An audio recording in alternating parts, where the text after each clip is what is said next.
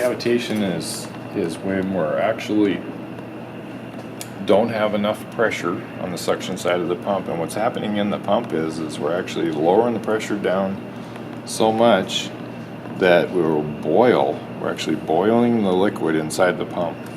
So as the impeller is turning, that's causing flow through the pump, and then we end up with a really low pressure area. In water, for instance, if we get the pressure down low enough, it can boil at room temperature. And so what we're doing is actually boiling the liquid right in the suction part of the pump. And as it moves through the pump, it goes from a low pressure area to a high pressure area. So if we've created a little bubble down here and we move it to the high pressure side, that bubble will collapse. And then when that bubble collapses, it actually makes a noise. You can actually hear it pop. And that's really destructive for a pump. If that bubble collapses right on the metal surface of, say, the impeller, if that bubble collapses, it creates a sonic wave that it can actually chip metal out of the surface. So that cavitation is the result of too low a pressure, typically, which means we may not have enough suction pressure.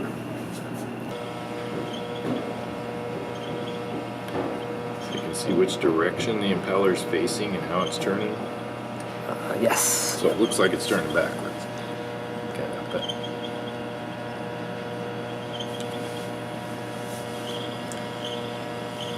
So one of the things you can see is look at the suction pressure. Let's see if this actually works. Look at the suction pressure. So as we speed the pump up, we should see that suction pressure actually go down. Because as we move flow through there, we're getting some restriction in the piping and we're losing suction pressure.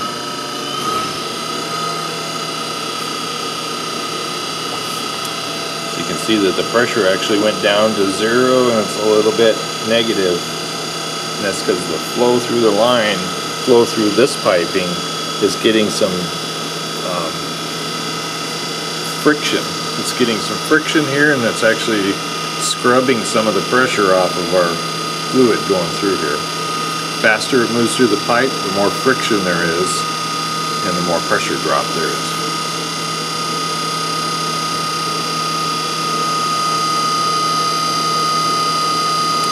So if we use this valve here to slow the flow down, we didn't change the speed, we're just going to slow the flow down through the pump. We'll see the pressure come up on the suction side.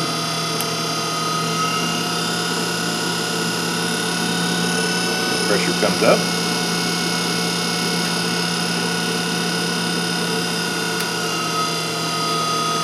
You can also hear the load on the motor. The more flow we put through the pump, the harder the motor has to work. When we slow the flow down, we're not changing the speed, that's just the load on the motor.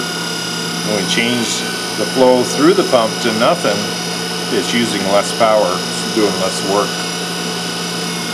As you speed it up, it does more work. And then, let me see if I can give us... Now we're restricting flow. You can see the pressure went down some more. We're restricting flow to the pump. Now you can hear the noise.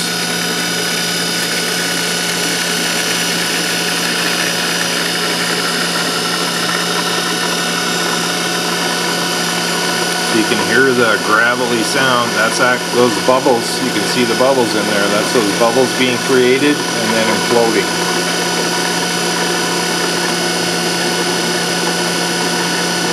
Actually see bubbles coming up the line.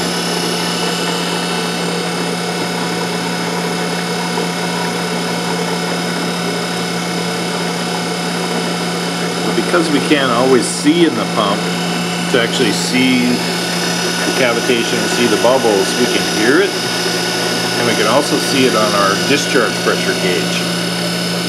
You can see how much is jumping around. It's because it's making pressure and then no pressure. So we can see this gauge moving around a lot, tells us we're cavitating.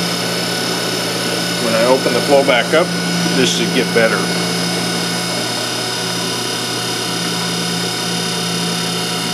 So it gets steadier.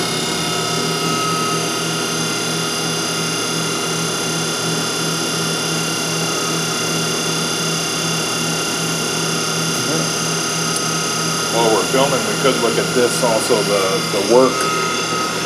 So we can actually see how much work the pump is doing. Okay. So at max flow, you can actually see how much power it's using. So you can see how many amps that it's using here. And that's because it's at max flow rate and the motor's doing as much work as it can. If I slow the flow rate down, we should see the motor using less energy, less power, it's doing less work. So now the motor isn't drawing as much power because it's not doing as much work. When I open it up to full flow again,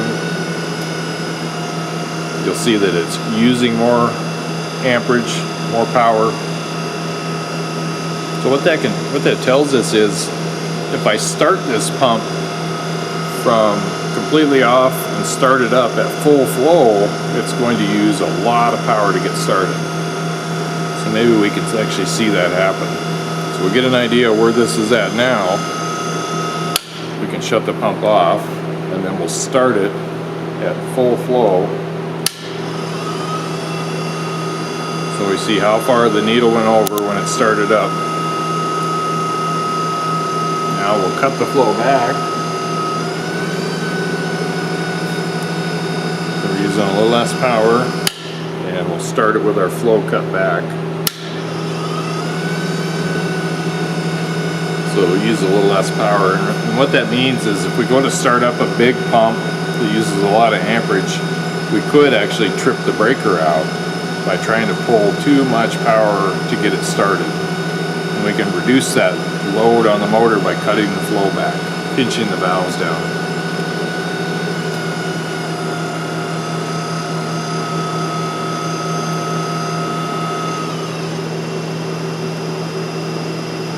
Some process controls allow us to control the speed of the motor.